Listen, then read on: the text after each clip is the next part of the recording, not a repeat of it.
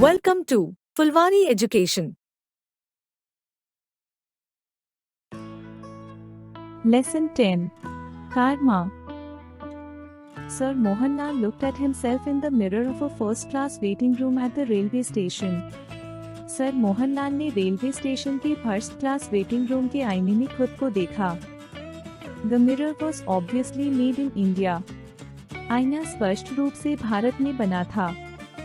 The red oxide at its back had come off at several places and long lines of translucent glass cut across its surface. इसके पिछले हिस्से की लाल oxide कई जगहों से निकल चुकी थी और इसकी सतह पर पारदर्शी कांच की लंबी धारियां थीं. Sir Mohan smiled at the mirror with an air of pity and patronage. Sir Mohan ने दया और अहंकार के भाव के साथ आईने की ओर मुस्कुराया. You are so much like everything else in this country, inefficient, dirty, indifferent, he murmured. तुम इस देश की हर चीज की तरह ही हो अक्षम, गंदे और उदासीन, उन्होंने बुदबुदाया. The mirror smiled back at Sir Mohan. आईना भी सर मोहन को मुस्कुराकर जवाब देने लगा. You are a bit of all right, old chap, it said. तुम बिल्कुल ठीक ठाक हो, मेरे दोस्त, उसने कहा. Distinguished, efficient, even handsome. प्रतिष्ठित, कुशल, यहाँ तक कि आकर्षक भी. That neatly trimmed mustache, the suit from Savile Row with the carnation in the buttonhole, the aroma of eau de cologne, talcum powder, and scented soap all about you. वह करीने से कटी हुई मुझे सेविल रो का सूट, बटन होल में गुलनार का फूल और तुम्हारी चारों ओर फैली कोलोन, टैल्क्यूम पाउडर और खुशबूदार साबुन की सुगंध. Yes, old fellow, you are a bit of all right. Apostrophe. हाँ, मेरे दोस्त, तुम सच में बहुत अच्छे हो. Sir Mohan threw out his chest, smoothed his tie, waved a goodbye to the mirror. Sir Mohan ने अपना सीना चौड़ा किया, टाई को ठीक किया और आईने को अलविदा कहकर हाथ हिलाया. He glanced at his watch. There was still time for a quick one. उन्होंने अपनी घड़ी देखी. अभी एक तेज पेग लेने का समय था. Is anyone here? क्या यहाँ कोई है? A bearer in white livery appeared through a wire gauze door. सफेद वर्दी पहने एक बेरा जालीदार दरवाजे से बाहर आया. Once more ordered Sir Mohan and sank into a large cane chair to drink and ruminate. एक छोटा पैग, सर मोहन ने आदेश दिया और एक बड़ी बेत की कुर्सी में धंसकर पीने और विचार करने लगे. Outside the waiting room, Sir Mohanlal's luggage lay piled along the wall. Waiting room के बाहर सर मोहनलाल का सामान दीवार के किनारे ढेर में रखा था. On a small grey steel trunk, Lakshmi, Lady Mohanlal, sat chewing a betel leaf and fanning herself with a newspaper. एक छोटे भूरे रंग के स्टील के बक्से पर लक्ष्मी, श्रीमती मोहनलाल, पान चबाते हुए और अखबार से खुद को हवा करते हुए बैठी थी. She was short and fat and in her middle 40s. वह ठिगनी और मोटी थी और अपनी 40वीं के मध्य में थी. She wore a white sari with a red border. उन्होंने लाल किनारे वाली सफेद साड़ी पहन रखी थी.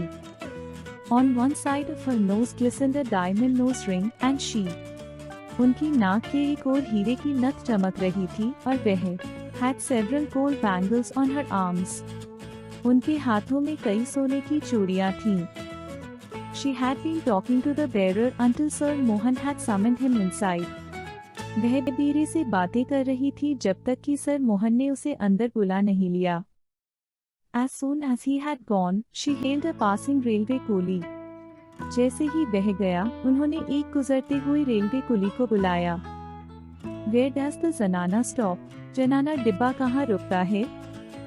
Right at the end of the platform. Apostrophe. बिल्कुल प्लेटफॉर्म के अंत में. The coolie flattened his turban to make a cushion, hoisted the steel trunk on his head and moved down the platform. कुली ने अपनी पगड़ी को गद्दी की तरह समतल किया, स्टील का ट्रंक अपने सिर पर रखा, प्लेटफॉर्म की ओर बढ़ गया. Lady Lal picked up her brass tiffin carrier and ambled along behind him. Lady Lal ने अपना पीतल का टिफिन कैरियर उठाया और धीरे धीरे उसके पीछे चल दी. On the way she stopped by a hawker's stall to replenish her silver betel leaf case and then joined the coolie. रास्ते में वह एक फेरी वाले की दुकान पर रुकी और अपनी चांदी की पानदान फिर से भरवाई, फिर कुली के पास लौट आई. She sat down on her steel trunk, which the coolie had put down, and started talking to him. वह अपने स्टील के ट्रंक पर बैठ गईं, जो कुली ने नीचे रख दिया था, और उससे बात करने लगी। Are the trains very crowded on these lines? क्या इन लाइनों पर ट्रेनें बहुत भीड़-भाड़ वाली होती हैं? These days all trains are crowded, but you'll find room in the Zanana dot apostrophe. आजकल सभी ट्रेनें भीड़-भाड़ वाली होती हैं, लेकिन जनाना डिब्बे में आपको जगह मिल जाएगी। Then I might as well get over the bother of eating dot apostrophe. तो फिर मैं खाना खाकर इस झंझट से निपट लेती हूँ। Lady Lal opened the brass carrier and took out a bundle of cramped chaptis and some mango pickle. Lady Lal ने अपना पीतल का टिफिन कैरियर खोला और उसमें से कुछ सिकुड़ी हुई रोटियां और आम का अचार निकाला। While she ate, the coolie sat opposite her on his haunches, drawing lines in the gravel with his finger. जब वह खा रही थी, तब कुली उनके सामने उकड़ू बैठकर उंगलियों से कंकड़ में लकीरें खींचने लगा। Are you traveling alone, sister? क्या आप अकेले यात्रा कर रही हैं, बहन? No, I am with my master, brother. नहीं, मैं अपने मालिक के साथ हूँ, भाई। He is in the waiting room. He travels first class. वह वेटिंग रूम में है। वह फर्स्ट क्लास में यात्रा करते हैं। He is a barrister and meets so many officers and Englishmen in the trains, and I am only a native woman. वह barrister है और ट्रेन में बहुत से अफसरों और अंग्रेजों से मिलते हैं और मैं तो बस एक साधारण भारतीय औरत हूँ। I can't understand English and don't know their ways, so I keep to my Zanana interclass dot apostrophe. मुझे अंग्रेजी समझ नहीं आती और न ही उनके तौर तरीकों का ज्ञान है, इसलिए मैं जनाना इंटर क्लास में ही रहती हूँ। Lakshmi chatted away merrily. Lakshmi खुश होकर बातें करने लगी। She was fond of little gossip and had no one to talk to at home. उन्हें हल्की फुल्की गपशप पसंद थी और घर पर उनसे बात करने वाला कोई नहीं था। Her husband never had any time to spare for her. उनके पति के पास उनके लिए कभी समय नहीं था। She lived in the upper story of the house and he on the ground floor. वह घर की ऊपरी मंजिल पर रहती थी और उनके पति निचली मंजिल पर। He did not like her poor illiterate relatives hanging about his bungalow, so they never came. उन्हें उनके गरीब अशिक्षित रिश्तेदारों का बंगले में आना पसंद नहीं था, इसलिए वे कभी नहीं आए। He just ordered her about an anglicized Hindustani, and she obeyed passively. वह बस अंग्रेजी मिली जुली हिंदुस्तानी में उन्हें आदेश देते थे और वह चुपचाप मान जाती थी। The signal came down and the clanging of the bell announced the approaching train. संकेत नीचे आ गया और घंटी की आवाज ने ट्रेन के आने की घोषणा कर दी। Lady Lal hurriedly finished off her meal. Lady Lal ने जल्दी जल्दी अपना खाना खत्म किया। She got up, still licking the stone of the pickled mango. वह उठी, अब भी अचार के आम की गुठली चाट रही थी। She went to the public tap to rinse her mouth and wash her hands. वह सार्वजनिक नल पर अपना मुंह धोने और हाथ साफ करने गईं। After washing, she dried her mouth and hands with the loose end of her sari and walked back to her steel trunk, thanking the gods for the favor of a filling meal. धोने के बाद उन्होंने अपनी साड़ी के पल्ले से मुंह और हाथ पोंछे और अपने स्टील के ट्रंक की ओर लौट गईं, भरे पेट के भोजन के लिए भगवान का धन्यवाद करती हुई। The train steamed in. Train धुआं उड़ाते हुए स्टेशन में आ गई। Lakshmi found herself facing an almost empty interclass Zanana compartment next to the guard's van at the tail end of the train. Lakshmi ने खुद को ट्रेन के आखिरी हिस्से में गार्ड के डिब्बे के पास लगभग खाली जनाना इंटरक्लास डिब्बे के सामने खड़ा पाया। The rest of the train was packed. बाकी पूरी ट्रेन खचाखच भरी हुई थी। She heaved her squat, bulky frame through the door and found a seat by the window. वह अपना भारी भरकम शरीर दरवाजे से घुसेड़कर अंदर आईं और खिड़की के पास एक सीट पर बैठ गईं। She produced a 2 anna bit from a knot in her sari and dismissed the coolie. उन्होंने अपनी साड़ी के एक छोर से 2 आने का सिक्का निकाला और कुली को विदा कर दिया। She then opened her betel case and made herself 2 betel leaves charged with a red and white paste, minced betel nuts and cardamoms. फिर उन्होंने अपनी पानदान खोली और उसमें से 2 पान बनाकर उनमें लाल और सफेद चूना, कटी हुई सुपारी और इलायची भर ली। These she thrust into her mouth till her cheeks bulged on both sides. उन्होंने इन पानों को मुंह में इस तरह ठूस लिया कि उनके गाल दोनों तरफ फूल गए. Then she rested her chin on her hands and sat gazing idly at the jostling crowd on the platform. फिर उन्होंने अपनी ठुड्डी हाथों पर टिकाई और प्लेटफॉर्म पर उमड़ती भीड़ को उदासीनता से देखने लगी. The arrival of the train did not disturb Sir Mohanlal's coolness. Train के आने से सर मोहनलाल की शांति में कोई बाधा नहीं आई. He continued to sip his scotch and ordered the bearer to tell him when he had moved the luggage to a first-class compartment. वह आराम से अपनी स्कॉच का घूंट भरते रहे और बेरे को आदेश दिया कि जब वह सामान फर्स्ट क्लास डिब्बे में रखते तो उन्हें बताए. Excitement, bustle and hurry were exhibitions of bad breeding and Sir Mohan was eminently well bred. उत्साह, भीड़भाड़ और जल्दबाजी को वह असभ्यता मानते थे और सर मोहन अत्यंत उच्च वर्ग के माने जाते थे. He wanted everything tickety bow and orderly. वह चाहते थे कि सब कुछ व्यवस्थित और एकदम सही हो. In his 5 years abroad, Sir Mohan had acquired the manners and attitudes of the upper classes. विदेश में अपने 5 वर्षों के प्रवास के दौरान सर मोहन ने उच्च वर्ग के तौर तरीकों और व्यवहार को अपना लिया था. He rarely spoke हिंदुस्तानी. वह बहुत कम हिंदुस्तानी बोलते थे. When he did, it was like an Englishman's, only the very necessary words and properly anglicized. जब वह बोलते भी थे तो एक अंग्रेज की तरह, सिर्फ जरूरी शब्द और वह भी अंग्रेजी शैली में. But he fancied his English, finished and refined at no less a place than the University of Oxford. लेकिन उन्हें अपनी अंग्रेजी पर गर्व था जिसे उन्होंने ऑक्सफोर्ड विश्वविद्यालय जैसी प्रतिष्ठित जगह पर निखारा और संवार था. He was fond of conversation and like a cultured Englishman he could talk on almost any subject, books, politics, people. उन्हें बातचीत करने का बहुत शौक था और एक सभ्य अंग्रेज की तरह वह लगभग किसी भी विषय पर बात कर सकते थे. किताबें, राजनीति, लोग. How frequently had he heard English people say that he spoke like an Englishman. अंग्रेजों से उन्होंने कितनी बार यह सुना था कि वह एक अंग्रेज की तरह बोलते हैं. Sir Mohan wondered if he would be traveling alone. Sir Mohan ने सोचा कि क्या वह अकेले यात्रा कर रहे होंगे. It was a cantonment and some English officers might be on the train. यह एक छावनी क्षेत्र था और कुछ अंग्रेज अधिकारी ट्रेन में हो सकते थे. His heart warmed at the prospect of an impressive conversation. एक प्रभावशाली बातचीत की संभावना से उनका मन प्रफुल्लित हो उठा. He never showed any sign of eagerness to talk to the English as most Indians did. वह कभी भी अंग्रेजों से बात करने की कोई उत्सुकता नहीं दिखाते थे जैसा कि अधिकांश भारतीय करते थे. Nor was he loud, aggressive and opinionated like them.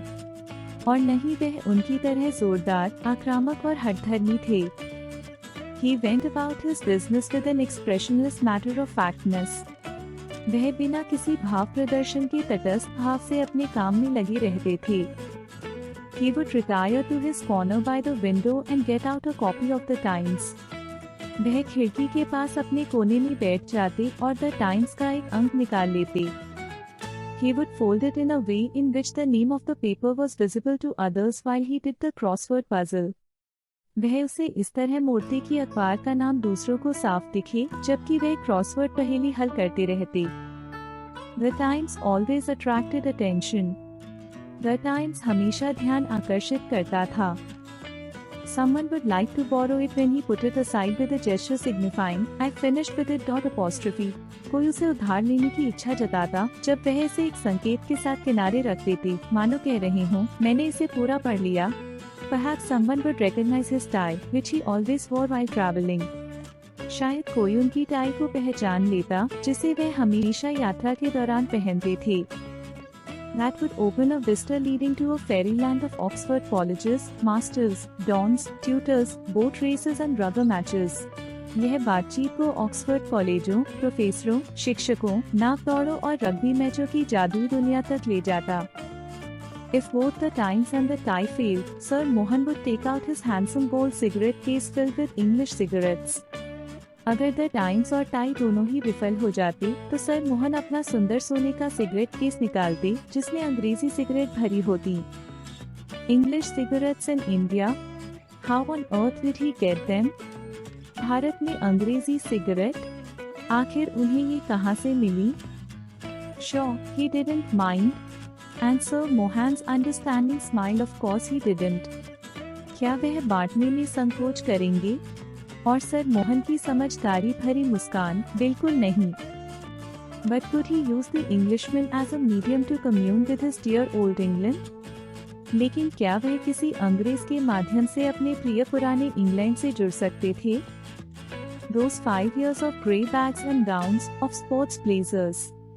वे 5 साल जब वह ग्रे बैग और गाउन पहनते थे, खेलों के blazer, and mixed doubles, and of dinners at the Inns of Court. 5 years of a crowded glorious life.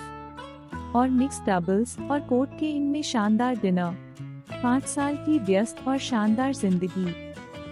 Worth far more than the 45 in India with his dirty, vulgar countrymen, with sordid details of the road to success.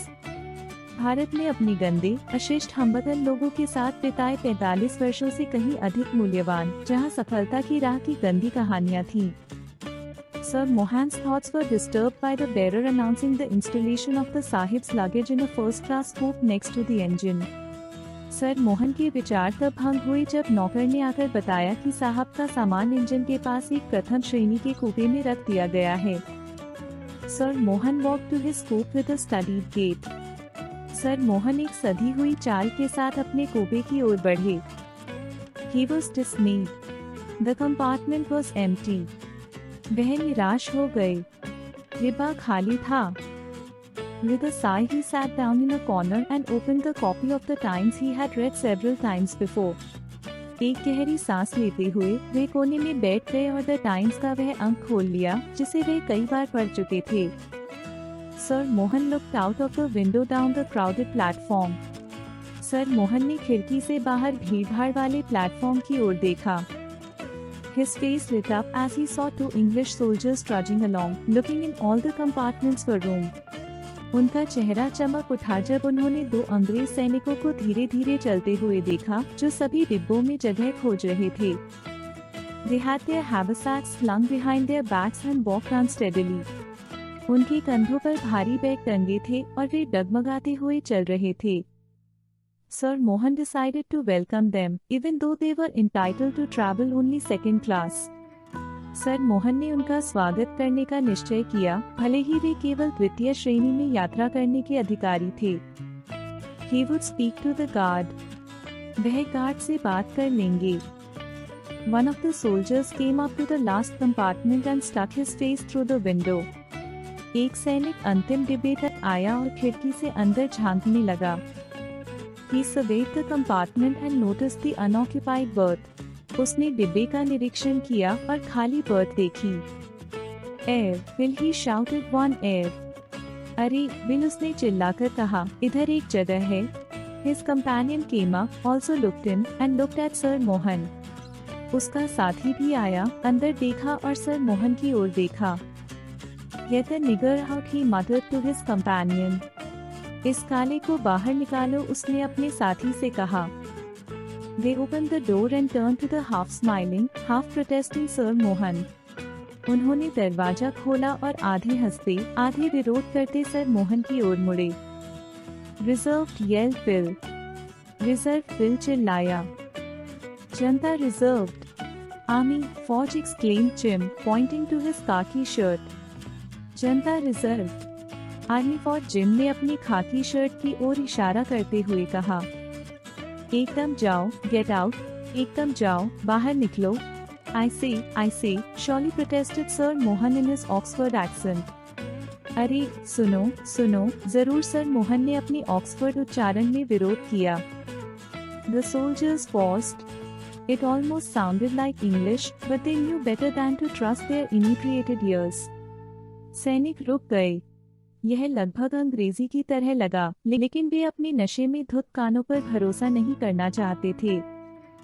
The engine whistled and the guard waved his green flag. Engine ने सीटी बजाई और guard ने अपनी हरी झंडी लहराई. They picked up Sir Mohan's suitcase and flung it onto the platform. उन्होंने sir Mohan का suitcase उठाया और प्लेटफॉर्म पर फेंक दिया. Then followed his thermos flask, suitcase, bedding and the Times. इसके बाद उनकी थर्मोस फ्लास्क, दूसरा सूटकेस, बिस्तर और द टाइम्स भी बाहर फेंक दिया गया। Sir Mohan was livid with rage. Sir Mohan गुस्से से तमतमा उठे। Preposterous, preposterous, he shouted, hoarse with anger. निंदनीय, निंदनीय, उन्होंने गुस्से में भरकर चिल्लाया। I'll have you arrested, guard, guard. मैं तुम्हें गिरफ्तार करवाऊंगा, guard, guard. Bill and Jim paused again. It did sound like English, but it was too much of the kings for them. Bill और Jim फिर रुके। यह अंग्रेजी जैसी लगी, लेकिन उनके लिए यह बहुत ज्यादा राजसी थी। Keep your ruddy mouth shut. अपना गंदा मुंह बंद रखो। And Jim struck Sir Mohan flat on the face. और जिम ने सर मोहन के चेहरे पर जोरदार तमाचा जड़ दिया। The engine gave another short whistle and the train began to move. Engine ने एक और छोटी सीटी दी और ट्रेन चलने लगी। The soldiers caught Sir Mohan by the arms and flung him out of the train. सैनिकों ने सर मोहन को बाजुओं से पकड़ा और उन्हें ट्रेन से बाहर फेंक दिया। He reeled backwards, tripped on his bedding and landed on the suitcase. वह पीछे की ओर लड़खड़ाए, अपने बिस्तर से टकराए और सूटकेस पर गिर पड़े। Toodle, oh, toodle, oh. Sir Mohan's feet were glued to the earth and he lost his speech. Sir Mohan के पैर जमीन से चिपक गए और उनकी आवाज गुम हो गई। He stared at the lighted windows of the train going past him in quickening tempo. उन्होंने तेजी से आगे बढ़ती ट्रेन की रोशनी से जगमगाती खिड़कियों को खोलकर देखा। The tail end of the train appeared with a red light and the guard standing in the open doorway with the flags in his hands. Train का अंतिम हिस्सा लाल रोशनी के साथ दिखाई दिया और गार्ड दरवाजे में खड़ा था, जिसके हाथों में झंडे थे। In the interclass Sanana compartment was Lakshmi, fair and fat, on whose nose the diamond nose ring glistened against the station lights. इंटरक्लास सनाना डिब्बे में लक्ष्मी थी, गोरी और भारी भरकम, जिसकी नाक पर जड़ित हीरे की नथ स्टेशन की रोशनी में चमक रही थी। Her mouth was bloated with beetle saliva which she had been storing up to spit as soon as the train had cleared the station. उसका मुंह पान की लार से भरा हुआ था, जिसे वह तब तक रोक कर रखी थी जब तक कि ट्रेन स्टेशन से आगे न बढ़ जाए। As the train sped past the lighted part of the platform, Lady Lal spat and sent a jet of red dribble flying across like a dart. जैसे ही ट्रेन रोशनी वाले प्लेटफॉर्म से आगे बढ़ी, लक्ष्मी ने पान थूका और लाल रंग की धार तीर की तरह उड़ती चली गई। Word meaning: eau de cologne, perfume made originally in France. Hindi: इत्र, सुगंध, फ्रांस में बना एक प्रकार का इत्र। Ruminate, think deeply. हिंदी: गहराई से विचार करना डैश किसी विषय पर गहन सोच विचार करना। जनाना, carriage for women. हिंदी: जनाना डिब्बा डैश महिलाओं के लिए आरक्षित गाड़ी या डिब्बा। Hawker, one who carries and sells goods. फेर वाला, सामान बेचने के लिए इधर उधर घूमने वाला व्यक्ति। Jostling, knocking and pushing. धक्का मुक्की, भीड़ में टकराना और धक्का देना। Vista, a succession of remembered events. दृश्य, झलक, यादों या घटनाओं की एक लंबी श्रृंखला। Coupe, a half compartment in a carriage. आ डिब्बा, रेलगाड़ी या घोड़ा गाड़ी में आधा भाग। Trudging, walk slowly and with heavy steps. भारी कदमों से चलना, थकावट में धीरे धीरे चलते रहना। Like, share and subscribe.